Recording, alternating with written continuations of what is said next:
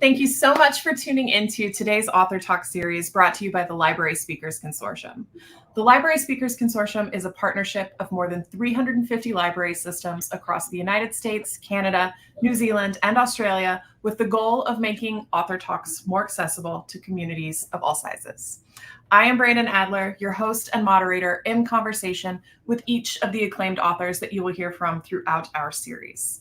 Today, we are so excited to have New York Times bestselling author Kim Scott with us to talk to you about ideas and lessons from her books Radical Candor, Be a Kick-Ass Boss Without Losing Your Humanity, and give a preview of her forthcoming title, Radical Respect, How to Work Together Better. Before we jump in, I do want to give that standard housekeeping information that keeps everything running smoothly, and then I'll turn things over to Kim. We have compiled some questions with registration, so thanks to those who pre-submitted questions, but you can also, of course, submit questions during this live presentation by clicking that questions button that's just below the live stream video. There are quite a few of you tuning in today, so we will take as many questions as we can during the Q&A period. Kim's going to speak for about 15 to 20 minutes on Radical Candor, and then we'll stop and do a 10 to 15 minute Q&A period, and then we'll move on to Radical Respect, and then follow it with a 10 to 15 minute Q&A period as well. So the setup is a little different today. Now, to formally introduce our guest. Kim Scott is the author of Radical Respect and Radical Candor. Kim was a CEO coach at Dropbox, Qualtrics, Twitter, and other tech companies. She was a member of the faculty at Apple University, and before that led AdSense, YouTube, and DoubleClick teams at Google.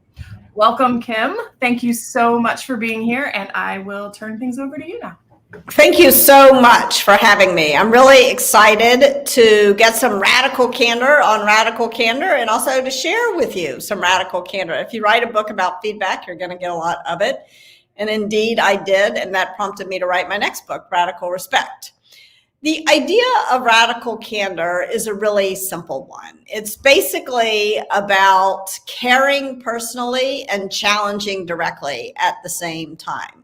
Now, why do I call that radical candor? What's so radical about caring and challenging? It seems pretty much like table stakes. I think the reason I call it radical candor is, first of all, because it sounded cool and sold a lot of books, but also because it's rare. It is so hard for us to do this. It's hard to do it at work. It's also hard to do it in our personal relationships. And so one of the things that I think can help explain what I mean by radical candor is to share what happens when we fail on one dimension or another of radical candor, which we're all bound to do. Sometimes we remember to challenge directly, but we forget to show that we care personally. And this I call obnoxious aggression. In the first version of the book, I called this the a-hole quadrant because, I don't know, that seemed more radically candid. But I stopped doing that for a very important reason. I stopped doing that because I found that when I did, people would use this 2x2 framework to start writing names in boxes. And I beg of you, please don't do that with the Radical Candor framework. These are mistakes that all of us make all the time.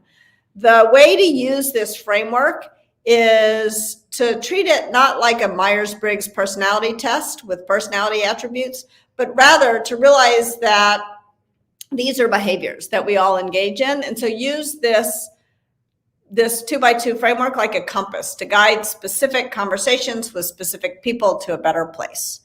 Now, obnoxious aggression is a big problem. Obnoxious aggression is a problem mostly because it hurts other people, but it's also a problem because it's inefficient. If I am a jerk to you, you're likely to go into fight or flight mode, and then you literally can't even hear what I'm saying, so I'm wasting my breath. It's also a problem because most of us really do not want to land here. Most of us really don't want to be jerks. And when we realize we have upset someone, it's not our instinct for some reason to go the right way on care personally. Instead, for most of us, it's our instinct to go the wrong way on challenge directly. And then we wind up in the very worst place of all, manipulative insincerity. This is where passive aggressive behavior, political behavior, all of the things that erode trust most quickly creep in. If obnoxious aggression is front stabbing, manipulative insincerity is backstabbing. And the thing about these behaviors is that it's kind of fun to tell stories about about these behaviors. If you watch The Office, you're going to see a lot of episodes of it. Silicon Valley did, the HBO sitcom, did a whole episode on radical candor, but it wasn't really about radical candor. It was about obnoxious aggression and manipulative insincerity, because those are the behaviors that are kind of fun to talk about. That's where the drama is. But these are not the mistakes that most of us make most of the time. The vast majority of us make the vast majority of our mistakes in this last quadrant, where we do remember to show that we care personally, but we're so worried about not hurting someone's feelings or not offending them that we fail to tell them something they'd be better off knowing in the long run. And that is what I call ruinous empathy. Ruinous empathy. And in order to explain to you what I mean by ruinous empathy, I want to tell you a story about possibly the most painful moment of my career. I had just hired this guy, we'll call him Bob, and I really liked Bob a lot. He was smart, he was charming, he was funny. He would do things like, we were in a manager offsite and playing one of those endless get to know you games. And Bob was a guy who had the courage to raise his hand and say, you know what, I can tell everybody's really stressed out and wants to just get back to work. I've got an idea. It'll help us get to know each other and it'll be really fast. Whatever his idea was, we were down with it. And then Bob says, let's just go around the table and confess what candy our parents used when potty training us. Really weird, but really fast. Weirder yet, we all remembered Hershey Kisses right here. And then when there was a tense moment in a meeting, Bob would whip out just the right piece of candy for the right person at the right moment. So Bob was kind of quirky, but he was funny. He brought a little levity to the office. Everyone loved working with Bob. There was one problem with Bob. He was doing terrible work, absolutely terrible work. He would hand stuff into me and there was shame in his eyes. I couldn't understand what was going on because he had this incredible resume, this great history of accomplishments. I learned much later that part of the problem was that Bob was smoking pot in the bathroom 3 times a day, which maybe explained all that candy that he had at all time, and also explained some of the sloppy mistakes in his work. But I didn't know any of that at the time. All I knew was that Bob was handing work into me with shame in his eyes. He knew it wasn't good enough. And I would say something to him along the lines of, oh, Bob, you're so awesome. You're so smart. Everybody loves working with you. Maybe you could make it just a little bit better, which, of course, he never did. So let's pause for a moment to try to understand why I said something so useless to Bob.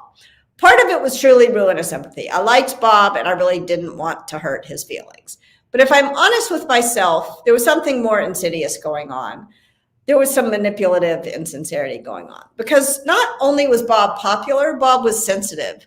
And there was part of me that was afraid that if I told Bob in no uncertain terms that his work wasn't nearly good enough, he would get upset. He might even start to cry. And then everybody would think I was a big you-know-what. So the part of me that was worried about my reputation at the company, that was the manipulative insincerity part. The part of me that was truly worried about Bob's feelings, that was the ruinous empathy part. And this went on for 10 months. And eventually the inevitable happened. And I realized that if I didn't give Bob some very clear feedback, that all the best performers on the team were going to quit. Because not only had I been unfair to Bob not to tell him, I'd been unfair to the whole team. They were frustrated because their deliverables were late when his deliverables were late. They weren't able to spend as much time as they needed to on their work because they had to redo his work. This went on for 10 months. Eventually, the inevitable happened. And I realized I had to take an action. So I sat down to have a conversation that I should have started with Bob, frankly, 10 months previously. And when I explained to him where things stood, he sort of pushed his chair back from the table. He looked me right in the eye and he said, "Why didn't you tell me?" And as that question was going around in my head with no good answer, he looked at me again and he said, "Why didn't anyone tell me? I thought you all cared about me." And now I realized that by not telling Bob, thinking I was being so nice, I had just shot his reputation on the team. Not so nice after all. But it was really too late to save Bob. Bob decided himself that he should leave the company because his reputation was just shot. All I could do in the moment was make myself a very solemn promise that I would never make that mistake again and that I would avoid, I would do everything in my power to help other people avoid making that mistake because it's so painful and so common. So what does it look like when things go well? Let's talk about radical candor. The origin story of radical candor happened when I was walking my puppy. I had just gotten this puppy and I loved this dog. I loved her so much. I had never said a cross word to her. And as a result, she was totally out of control. And so I'm taking her for a walk one night. She's jumping all over the place. She jumps in front of a speeding cab. And I pulled her out of the way in the nick of time. And I'm standing on the street corner with my heart in my throat. And this man, a perfect stranger, looks at me and he says, "I can tell you really love that dog." That was all he had to do to move up on the care personally dimension. "But," he said to me, "you're going to kill that dog if you don't teach her to sit." And then he pointed at the ground with this kind of harsh gesture. He said, "Sit." The dog sat, had no idea she even knew what that meant. And I kind of looked up at him in amazement. And he said to me, "It's not mean, it's clear." And then the light changed and he walked off, leaving me with words to live by. So especially if you feel like you're struggling with ruinous empathy, that's a great thing to keep top of mind. Now, let's talk about the things you can do, the practical, tactical things you can do to put these ideas into practice. I think it always makes sense to start with soliciting feedback. Don't dish it out before you prove you can take it and before you can lead by example of how to respond well to it. Next, you want to give it, and you want to give more praise than criticism. A big part of radical candor is expressing gratitude for the people around you. And last but not least, you want to gauge it. You want to understand how your words are landing for the other person. Radical candor gets measured not at the speaker's mouth, but at the listener's ear. So let's talk for just a couple of minutes about what you can do to solicit feedback. I think if you're in a work situation and you have a one-on-one with someone, it's a good idea to save 5 minutes at the end to solicit feedback. You want to make sure that you're creating a regular opportunity for a person to tell you what they really think. And you want to make sure that you have a good go-to question. If you say, "Do you have any feedback for me?" I can already tell you the answer. "Oh no, everything's fine." Nobody, except your teenage children, if you have those. Those people really do want to give you feedback, but nobody else in your life wants to give you criticism because you take a risk when you give someone criticism. So you want to think about how you're going to ask. The question that I like is, what could I do or stop doing that would make it easier to work with me or live with me or be a better parent, be a better spouse, be a better friend? So think about how you're going to ask, but don't necessarily write down my question, because if you sound like Kim Scott and not like yourself, the other person is not going to believe you want the answer. So think about how you're going to ask. And then after you ask, you have to embrace the discomfort. No matter how good your question is, the other person is not going to want to answer it. Simple tactic here: close your mouth and count to 6. I only made it to 3 there. 6 seconds is a really long time. Give the person a chance to answer. So now they've told you something. Now you've dragged this poor soul out on a conversational limb you never wanted to go on. Your next step is to listen with the intent to understand, not to respond. Even though you just solicited feedback, when you get it, you're likely to feel a little bit defensive. And that is okay. It does not mean you're shut down to feedback. It does not mean you're a lesser mortal. It just means you're human, and your humanity is a huge part of radical candor. So you just have to learn to manage that very natural defensiveness. Simple thing you can do is ask a follow-up question, but make sure you're really trying to understand what the person is saying to you. And last but not least, you've got to reward the candor. It's not enough to say thank you for the feedback. If you agree with the feedback, fix the problem. If you disagree with the feedback, look for some overlap. There's something that person said that you can agree with, and give voice to that just to make your listening tangible, but then offer a respectful explanation of why you disagree. We can't argue endlessly. At some point, you got to listen, challenge, commit, but it's really useful to be able to explain to people, where why you think what you think, to make your listening tangible. So those are a few tips on soliciting feedback. Next, you want to give it. Both praise and criticism, and more praise than criticism. Again, a huge part of radical candor is gratitude. This happens best in these 2-minute impromptu conversations, not in some kind of formal process. This is fast, it's free, but it takes a lot of emotional discipline. So how do you want to go into these 2-minute impromptu conversations? You want to be humble. You may be wrong with your praise or your criticism. So you're not the arbiter of what's right and wrong. You're sharing what you think because you're also curious to know what the other person thinks. You want to state your intention to be helpful. The purpose is not to establish dominance, but to help the other person succeed, to do more of what's good in the case of praise, less of what's bad in the case of criticism.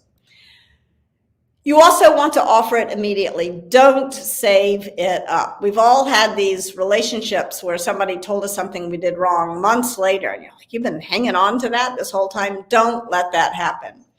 In the before times, I used to say have these conversations in person. Now I say have the conversations at least synchronously.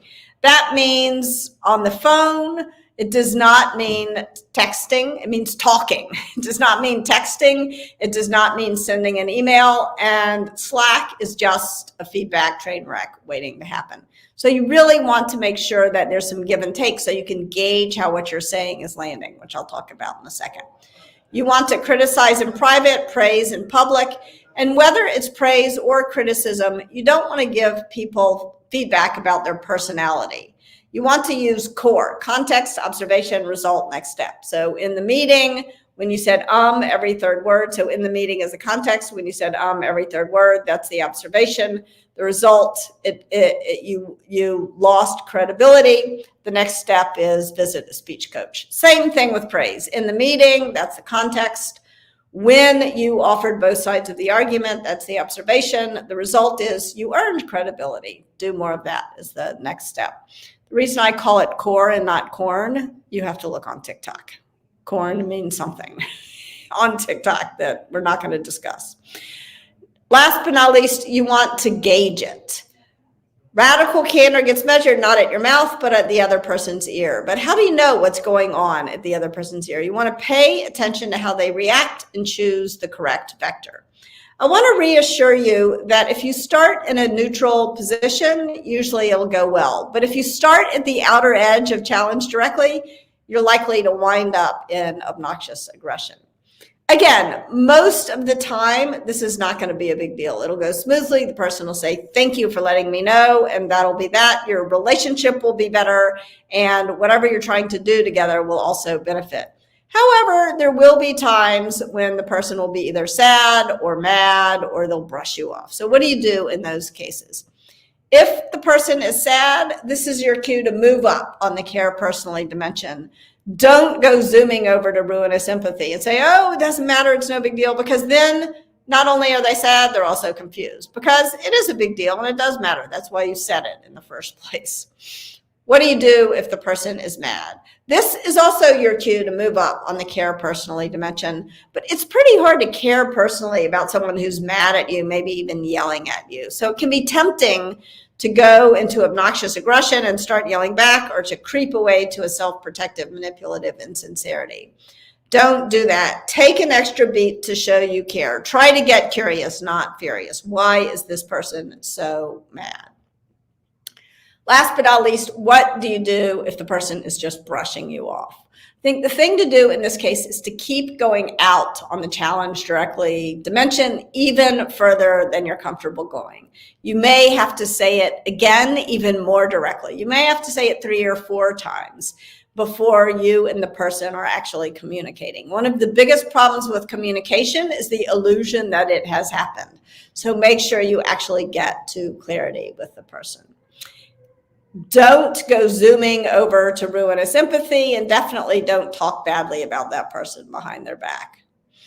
What I'd love to do now is to stop talking and start listening and get some of your questions.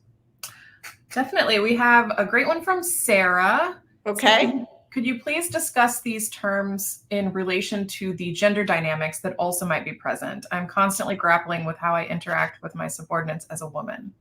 Yes, it is really hard to be an underrepresented leader, whether it's gender or race or another dimension of your identity that is playing out. In fact, there was one time when I had a guy who was working for me. He was not doing very well on a project, and I was giving him some feedback. And at the end of the conversation, I asked him, what could I do or stop doing that would help you get this project back on track? And he leans in, he says, the problem is you are the most aggressive woman I ever met. And I'm like, that's interesting, because if I'm the most aggressive woman you ever met, I'm not even on the list of the top 1,000 most aggressive men. And and we're in an aggressive industry. Like, the problem is not my aggression, the problem is my gender. And in my case, that's not changing.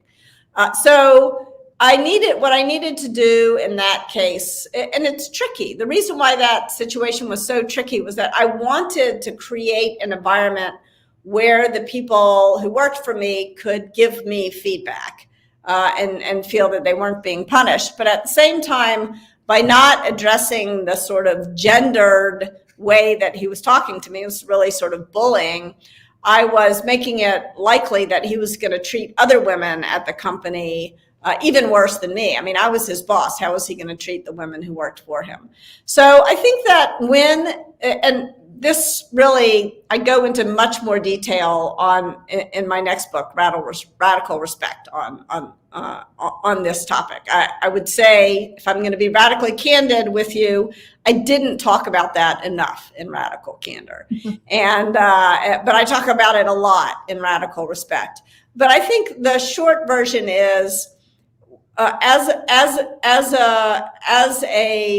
a person who's underrepresented along any dimension, you want to make sure that you take an extra beat to show that you care personally, because you're much more likely to get unjustly accused of obnoxious aggression. Mm-hmm. You're going to get feedback that's actually not feedback, but bias. So take an extra beat to show that you care personally. And that can often help. I was working with a guy for over a year before he was like, oh, you really care about this. You're not just, and I realized I could have, but don't get sucked too high up on the care personally dimension. I think very often as a woman in the workplace, you're expected to do all the emotional labor and bake cupcakes or whatever. And if you give in to those demands, you'll burn out. So you want to take an extra beat to show that you care personally without getting dragged too unreasonably high up on the care personally dimension. I think the other thing that happens, there's a wonderful article called Protective Hesitation that by David Thomas, I think it's in HBR, about how David Thomas is the president of Morehouse College, about how people are unlikely to give feedback across difference. And so if you're underrepresented, you may have to work, none of this is fair, but you may have to work extra hard to solicit feedback from your boss if your boss is not your same gender or race or whatnot. So I hope that helps a little bit. I'm going to talk a lot more about that when we get into Radical Respect. Okay. I have a feeling many of the questions probably have great. Yes. Yeah. Radical Respect is kind of the prequel to Radical Candor, because if you don't respect someone, you're not going to care about them and you're not going to challenge them. So how do we make sure that we're creating respectful work environments and home environments? Yes. So Angela from Homer Public Library is saying, what is your advice for overcoming years of poor leadership and creating a workplace where gracious conflict and radical candor are normalized and don't incite fear? Yes, it's a great question. I spent a lot of my career in tech, where we talk a lot about technical debt, which is where there's a lot of little problems in your code that haven't been fixed over time. And I think sometimes in organizations we have feedback debt, where there's been so many things have gone unsaid for so long that the change can be quite jarring. I think one of the things that you all can do to begin to create change is storytelling is really powerful. So think about that time when you received some radical candor, like the story that I told you about my dog. The guy was like, it's not mean, it's clear. What is your story with radical candor? And explain to people how you knew the person cared and why their direct challenge was so beneficial to you and why it was good for your relationship. So if you can all come up with a radical candor story from your own life or career, and then share that with the people around you and use that to build out the framework, it can really help. The other thing that I think can really help is to think about that time when you failed. What's your Bob story? What's that time when you didn't say the thing, just trying to be nice, and then the results were not so nice for that person after all? And if you all can tell each other those stories, it can be really helpful to begin to build a culture and a shared understanding of why radical candor is an act of caring. It's not an act of aggression. You can also call it compassionate candor if you prefer. Some people confuse radical candor and obnoxious aggression, unfortunately. I think another thing that is really helpful is to start by soliciting feedback. If everybody in the organization solicits feedback from each other, then you begin to have practice with giving it and receiving it well, and that can really help normalize radical candor. I think that people often want to create. In fact, I tried to build a tool that was going to help people. I'm in Silicon Valley, so of course I built an app. And I built one app and it didn't work. And I built another app and it didn't work. And I built a third app and it wasn't working. And I was my children were performing on stage, singing. They were up on stage singing, Believe It or Not, It's Just Me. And I was filming them and looking at the phone. And then I looked my eyes up from the phone and looked at the actual kids. And the emotional impact was very different. And I had this sudden realization that the whole point of radical candor is to remember how to have real conversations, how to engage at a very human level with people.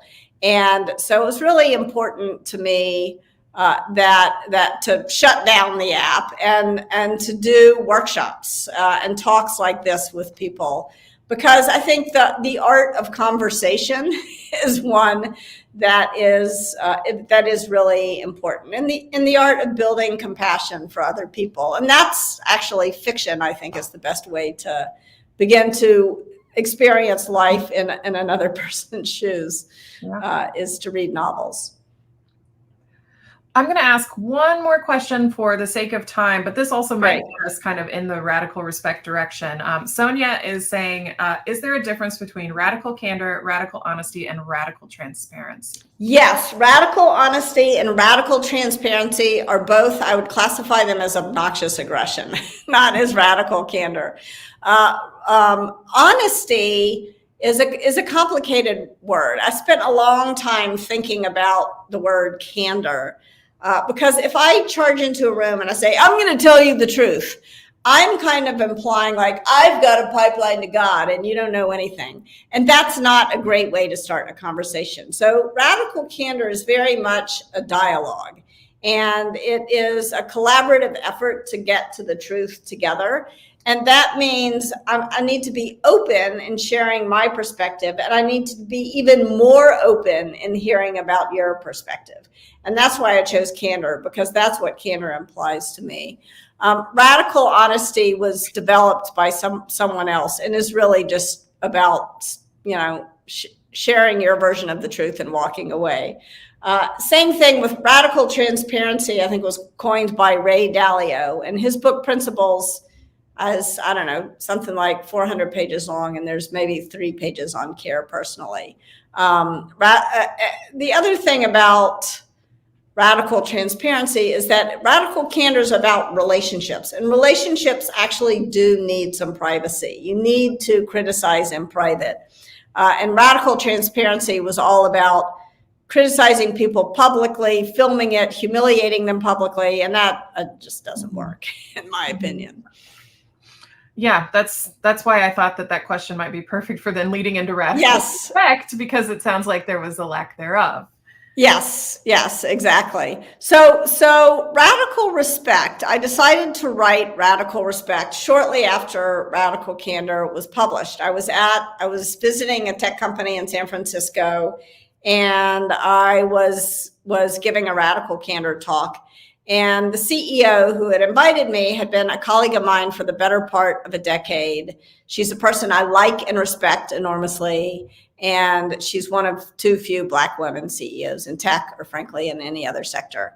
And when I finished giving the Radical Candor talk, she pulled me aside and she said, "Kim, I'm excited to share Radical Candor with the team. I think it's going to help me build the kind of culture that we need in order to to enjoy working together and to do the best work of our lives. But I got to tell you, it's much harder for me to roll it out than it is for you." And she went on to explain to me that as soon as she would give people even the most compassionate, gentle criticism, they would call her an angry Black woman. And I knew this was untrue, and I knew how incredibly unfair it was, because she is one of the most even-keeled, cheerful, pleasant people to work with I've ever encountered in my career. And as soon as she said that to me, I had sort of 4 revelations. The first thing that I realized was that I had not been the kind of colleague that I imagined myself to be. I had failed to be an upstander for her. I had failed to intervene when this sort of thing happened to her, because I didn't even consider the toll. I didn't even notice really what was happening, or consider the toll that it must take for her to have to show up so unfailingly cheerful and pleasant, even though she had what to be ticked off about, as we all do in that 4 years. So I had failed in that regard. The second thing that I realized was that as a white woman in tech, I had also been on the receiving end of all kinds of biases and prejudices and bullying, and I'd pretended that wasn't happening. I'd been in denial, kind of hard thing for the author of a book called Radical Candor to admit, but I had pretended that a whole host of things were not happening, that were in fact happening. And so I hadn't chosen a response. I had just ignored stuff. And by doing that, I sort of lost a sense of agency. The third thing that I realized was that probably the reason I had been in denial was that I never wanted to think of myself as a victim. But even less than wanting to think of myself as a victim, did I want to think of myself as a culprit. So I was even deeper in denial about the times when I was the person who had said or done the biased thing, or who had bullied someone, or who had been even prejudiced. And since I was in denial, I couldn't fulfill my responsibility to acknowledge what I had done wrong and to make amends for it. And last but not least, I imagined as a leader, I was creating these BS-free zones where everybody could do the best work of their lives and love working together. But by ignoring things when they were happening, I was failing to prevent them. So one of the things that I think gets in the way of radical respect is our tendency to conflate bias, prejudice, and bullying as though they're the same thing. So what I'd like to do is offer you some overly simple, but hopefully useful definitions of each of these problems so that we can begin to separate them. Because I think when you're facing a difficult situation, it's useful to parse a problem, put it in, to break it down to its smaller parts, and then solve them one by one. So bias, I'm going to define as not meaning it. Bias is usually unconscious. We don't really believe the implications of what we just said or did. Whereas prejudice is meaning it. Prejudice is a consciously held belief, usually reflecting and incorporating some kind of unfair and inaccurate stereotype. And bullying is just being mean. There's not a belief, conscious or unconscious whatsoever. It's an effort to dominate. So what can we do about these things? How can we respond to them? What can we say? I think very often we don't know what to say. So I want to leave you with some thoughts about what to say when you don't know what to say. If you're facing bias, I think it's useful to respond with an I statement, whether you're the upstander or whether it's directed at you or whether you're the leader. A great example of this comes from a colleague of mine, Aileen Lee, who told me a story about going into a meeting. She had started this venture capital fund, and she went into a meeting with two colleagues who were men. And she sat in the center of the table because she had the expertise that was going to win her team the deal. And then her two colleagues sat to her left. And then when other people started filing in, the first person sat across from the guy to Aileen's left, the next person sat across from the guy to his left, and everybody else filed on down the table, leaving Aileen dangling by herself. And that's often how bias shows up, just in who decides to sit across from whom. Aileen started talking, and when the other side had questions, they directed their questions at her two colleagues who were men, not at her. It happened once, it happened twice, it happened a third time, and finally one of her colleagues stood up and he said, "I think Aileen and I should switch seats." That was his I statement. That was all he had to do to totally change the dynamic in the room. He was sort of holding up a mirror, and when the other side realized what they were doing, they cut it out. They stopped doing it. And why did he do that? He did it in part because he liked Aileen and didn't like seeing her get ignored. He also did it because he wanted to win the deal. And he knew that they wouldn't win the deal if the other side wouldn't listen to Aileen because she was the one with the expertise. And he also did it because he realized it was more efficient for him to do it. It was going to be easier for the other side to hear it from him than to hear it from Aileen. Not that Aileen couldn't stand up for herself, but it was going to be easier for him to hold up the mirror, for them to notice, to be willing to look into the mirror when he held it up than if she held it up. And so that's a simple example of an I statement. Now, unfortunately, if it's prejudice and you hold up a mirror, it's not going to work as well because the other person's going to look in the mirror and they're going to like what they see. They really believe that thing. So in the case of prejudice, you need an it statement. An it statement can appeal to the law. It can appeal to an HR policy, or it can appeal to common sense. An example of an it statement, a friend of mine was in a hiring meeting, and there were about 6 people who had interviewed 10 different candidates for this job. And they all agreed that the most qualified candidate was a Black woman who had worn her hair out naturally. And when the hiring manager heard everyone's assessment, she said, "I'm not going to extend an offer to that candidate." My colleague said, "Why in the world not?" And the hiring manager said, "I'm not going to put that hair in front of the business." Shocking, but this was said very recently at a well-known company. And so what could my colleague say? An it statement could appeal to the law. It is illegal not to hire someone because of their hair, which it was in that state, thanks to the Crown Act. It is an HR violation not to hire someone because of their hair, which it was at that company. Or if she hadn't had the law or the HR policy on her side, she could have said, "It is ridiculous not to hire the most qualified candidate because of their hair." An it statement sort of draws a line between one person's freedom to believe whatever they want, but they can't impose those beliefs on others. And an it statement lets people know where that line is. Now, what if it's not bias or prejudice? What if it's bullying? I think if it's bullying, a you statement is really helpful. An I statement is not going to work so well in that case. My daughter taught me this when she was in 3rd grade and she was getting bullied on the playground.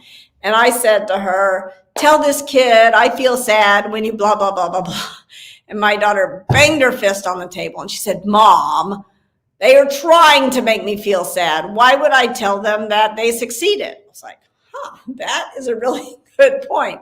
So if an I statement brings someone closer to you, a you statement pushes them away. "You can't talk to me like that," or "What's going on for you here? Why are you saying this?"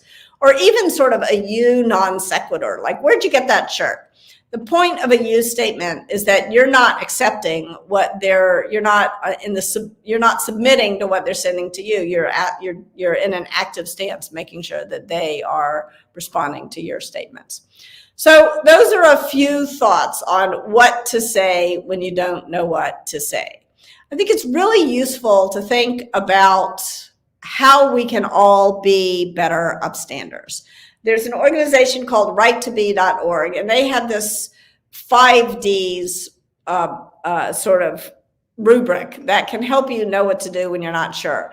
Sometimes as an upstander, you can say something directly, like Aileen's colleague said. I think Aileen and I should switch seats. But you may be in a situation where you feel like that's either unsafe or not going to be effective. It's really helpful to check in with the person who was harmed by the problematic statement or behavior after what happened, and to make sure they're okay. As an explanation of why this is so important, I'll share a story with you about a time when I was giving a talk at a company to a lot of people, like 5,000 people. And I was with two colleagues who were men. And the person who was introducing us on stage, it's this big forum, first introduced one of my colleagues, shook his hand, introduced my other colleague, shook his hand, and then introduced me. And I stuck my hand out for him to shake it. And instead he grabs it, makes this ridiculously low bow, and kisses my hand, like practically licks it. It was disgusting. And that was bad enough. But what was even worse was that none of those 5,000 people who saw this happen, and neither of my two colleagues, checked in with me afterwards to say that was weird or that was gross or are you okay? And then I started to question myself. It's so easy to feel gaslit when you're on the receiving end of this kind of behavior. And if someone comes up to you afterwards and says something, it is enormously beneficial. It dispels that gaslighting. So that is really helpful. You can also just create a distraction. That can be really so that the spotlight is not on the victim and the spotlight is on the person who is doing harm. You can also delegate. There's a lot that has been written about the bystander problem, where a bunch of people are not saying anything. And if you don't feel like you're the right person to say something, you can go to someone else who you think is the right person to say something, to intervene in some way. And last but not least, you can document. Now, if you decide to pull out your phone and record what's happening, remember, you don't own that recording. The person who is harmed by the behavior owns that recording and gets to decide what to do with it. Before we end, I want to say that it's so important for leaders to make responding expected, to create the conditions where upstanders know that they can and should intervene. So in the case of bias, I really recommend that leaders disrupt bias, that they sit down with their team and say, when we notice bias, what are we going to say? And come up with a shared vocabulary, that they teach people that all of us have biases. And sometimes it's going to be me, it's going to be you whose bias is being disrupted. And we have to learn how to move through the emotions that elicits. It's not unfair. It's not fair to impose those emotions, that defensiveness, on others. Nobody else can get around that feeling of defensiveness. I've got to own my own feelings of shame and defensiveness and learn how to move through them. So I've got to learn how to say, thank you for pointing it out. I'll work on it. Or I get it and I'll work on it. Or thank you for pointing it out, but I don't even know what I did wrong. And that is really doubly hard. When that happens, I'm doubly ashamed. I'm ashamed because I've harmed someone. I'm also ashamed because I'm ignorant. I don't know what I did wrong. And learning how to ask that question, I think, is really important. But talk about it after the meeting. The idea of bias disruption is to disrupt the bias, not to disrupt the whole meeting every single time, because then we'll stop doing it.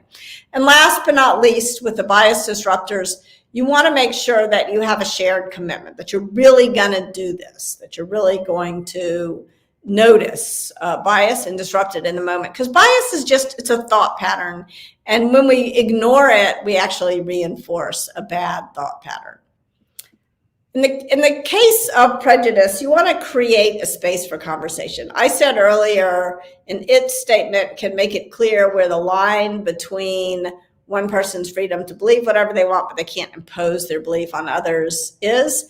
But it's easy to say that's actually pretty hard to figure out where that line is and to make it clear. So you need to create space for conversation with your team to create the kind of policies that everybody can understand. And last but not least, in the case of bullying, there have got to be consequences for bullying. You've got to shut it down in the moment. There have to be sort of conversational consequences.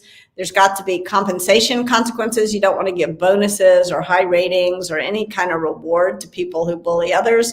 And there've got to be career consequences. Bullies cannot, well, they can, they all the time get promoted, but that is the moment when the culture begins to lose, when that happens.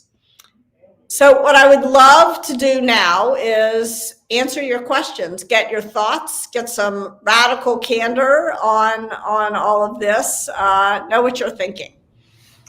Well, I want to start with Nancy's question really quick. Direct, delay, distract. What were the last two of the 5 Ds? You can document and you can delegate.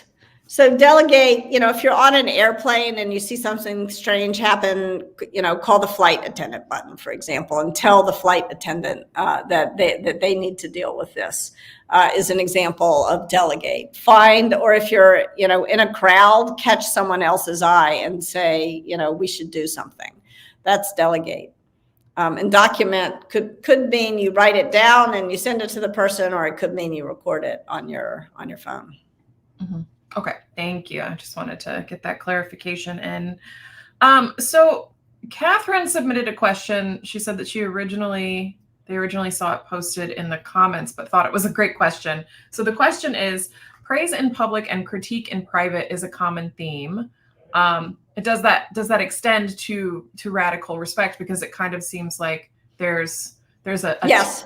learning situation there. And so the rest of the question is, it seems that it leaves the impression that leaders are not addressing the issues in the workplace. How do you recommend people communicate with the rest of the workplace that they are addressing the issue?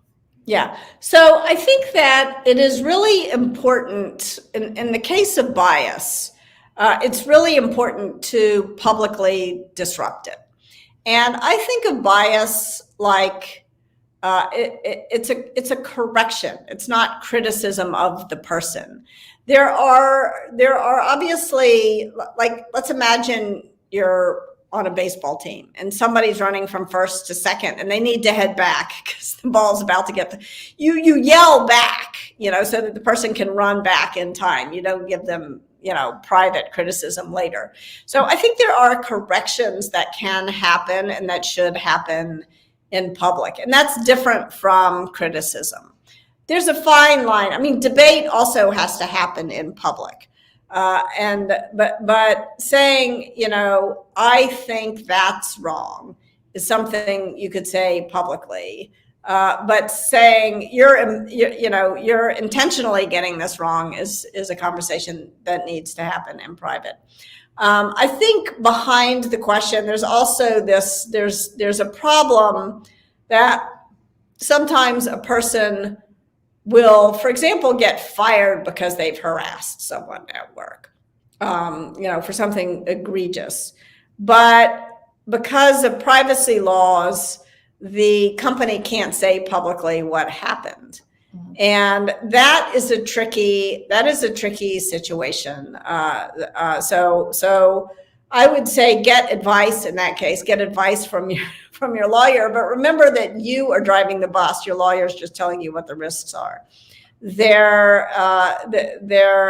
if you're hiring someone, that's part of the reason why it's so important to get to do reference checks with people who know them well. Because if they've been fired for something egregious like harassment, you can find out. Mm-hmm. Okay. Richard is saying, what about when like bullying or prejudice or bias extend to your superior. Yes. Says, I didn't realize it at the time, but I was definitely bullied by a superior with a significant power differential at play. What is your recourse there? So I think that there are three things you should always do when that happens. The first is you want to document what's happening, write it down, send it in an email to a friend, and write it down, like not on a company laptop or something. Write it down in a personal using some kind of personal device if you have one. You can also write it down in paper, and like you want to create a record, even if you don't think you're going to ever sue the person. Part of the reason to document this kind of thing is because it can help you dispel gaslighting. When you write down what's happening, you're like, oh no, it's not me, it's them. Actually. So that's helpful. Another thing that's really important to do, I think, is to build solidarity. Get a sense from other people on the team, get a sense from talk to your friends, talk outside the company, because again, that can help you dispel gaslighting, and it can help you know what to do next. The third thing you should always do when it's your boss who's exhibiting these behaviors is to locate the exit nearest you. I think very often in my career, when it was my boss who was the problem, I felt trapped, and I felt more trapped than I in fact was. I want to acknowledge that I was privileged and had a lot of exit options, but I didn't realize it. And so sometimes people are well and truly trapped, but rarely are we as trapped as we feel. So if we know what we could do, like if we decided that we had to walk away tomorrow, what would we do the next day? Do we have enough money? Is there somebody's couch who we can crash on for a while? Like, what are we going to do? That will really help. It's if you're going into a negotiation with someone, it's important to know your best alternative to a negotiated agreement, your BATNA. And so exploring your exit options can really help with that. Once you've done those things, then you can consider, can I have a direct conversation with my boss, with the person who is saying or doing these biased things? Is it safe for me to do that? It's often safer than it feels. And I think the other thing I have found in my career is that if I default to silence rather than making a proactive choice, over time, it left me feeling a lack of agency. And so it's, I think, really important to make sure that you are, that you're considering both the pros and cons of whether you can talk directly to your boss. It's also useful to think about the pros and cons of talking to HR.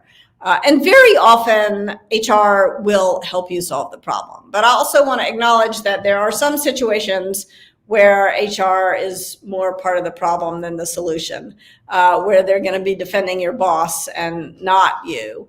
And in those cases, even in those cases, it's sometimes useful to report to HR. I was talking to Susan Fowler, who wrote the memo that ultimately contributed to Travis Kalanick's being ousted from Uber, about the experiences she had.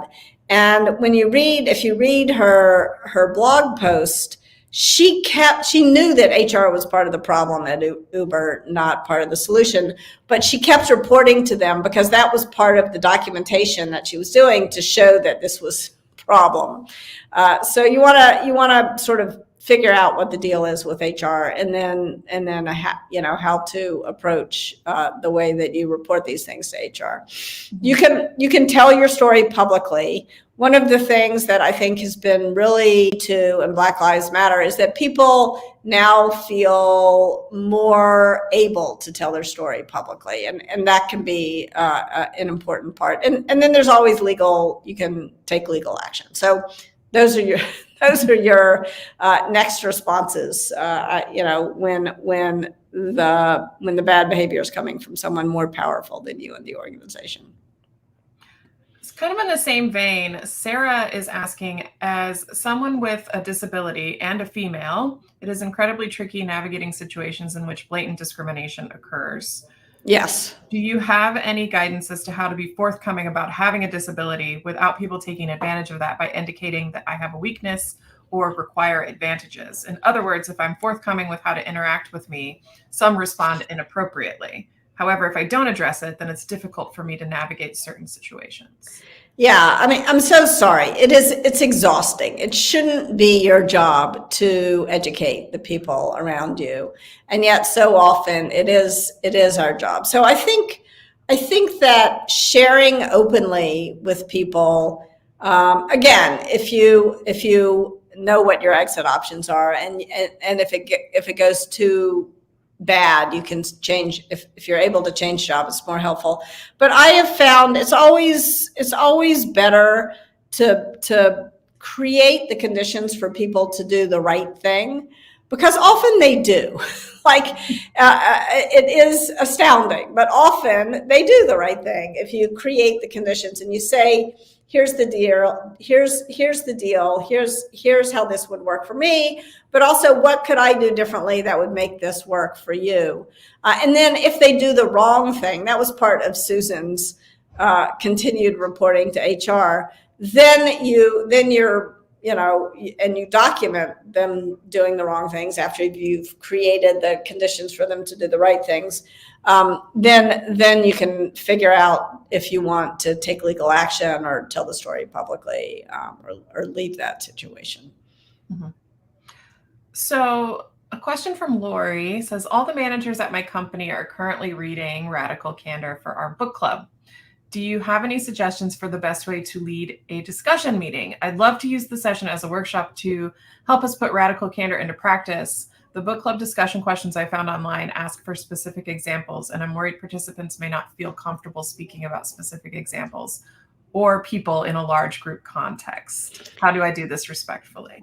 Yes, I think that one of the things that can really help is to encourage people to go back in their career and to tell a Radical Candor story, from 5 years ago or something, from a different company, to tell a manipulative insincerity story from some other part of their lives. I mean, you can go back to college and, I certainly have some terrible manipulative insincerity stories or ruinous sympathy stories from behaviors in college.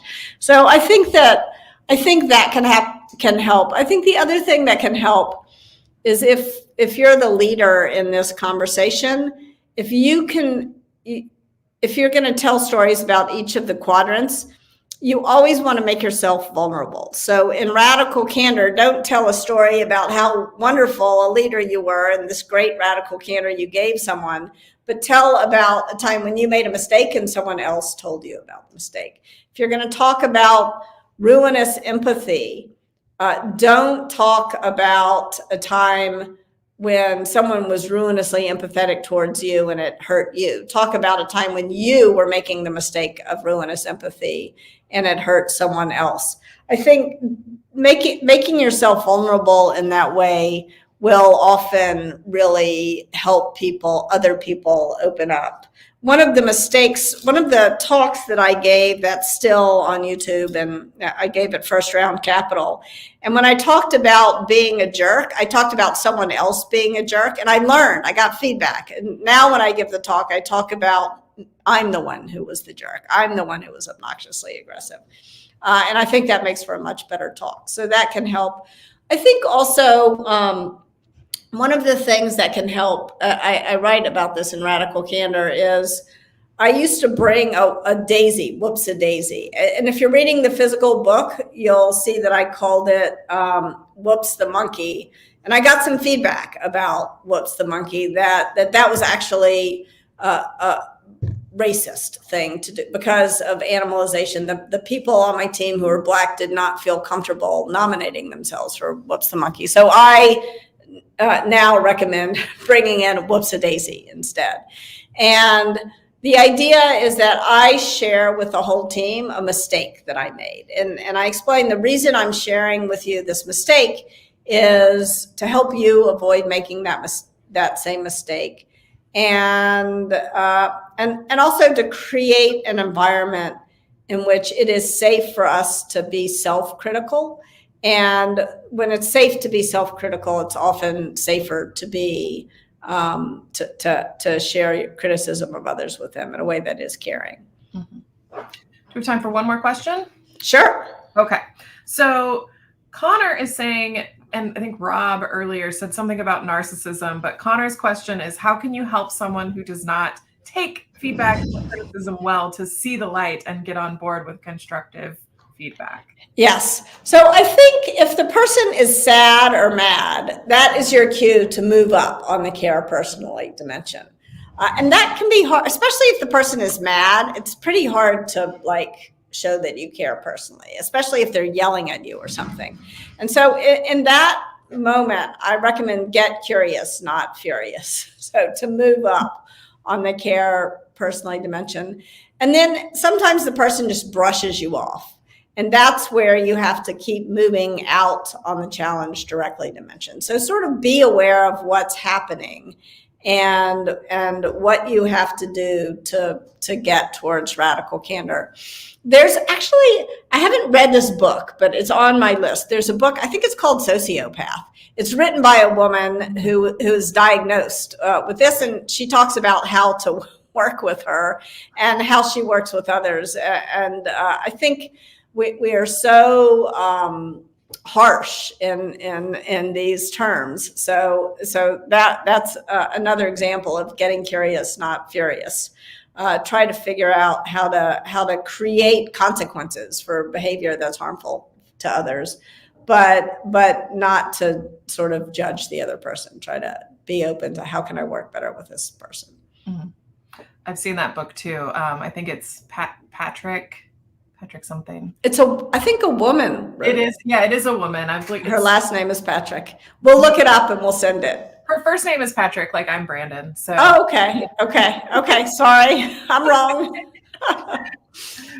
Radical candor. No, I'm kidding. That's good. That was bias. You were disrupting bias publicly, which I appreciate. Thank you. Thank you, Kim. Thank you so much. It's been a great hour learning. I've had a great time. Thank you so much for joining us today. Thank you, and keep in touch. You can send Radical Candor at radicalcandor.com about either book. Eager to hear from you all. I hope you'll let me know what you think of the books. There's also a Radical Candor podcast and a Radical Respect podcast, so check them out. We definitely have links to all of those in that resources tab below the live stream video. You click on rate this program, and then there's a resources link, and you'll find a pre-order link to Kim's books and links to the podcast as well. I want to say thank you to the audience members for joining us, because of course, without your support, none of this would be possible. We are very, very looking forward to next week when we talk to NPR legal correspondent Nina Totenberg, and again on March 14th when we chat with YA superstar Christopher Paolini. So you can register for those events and lots of other great events on your library's website. Thank you for joining us. Thank you.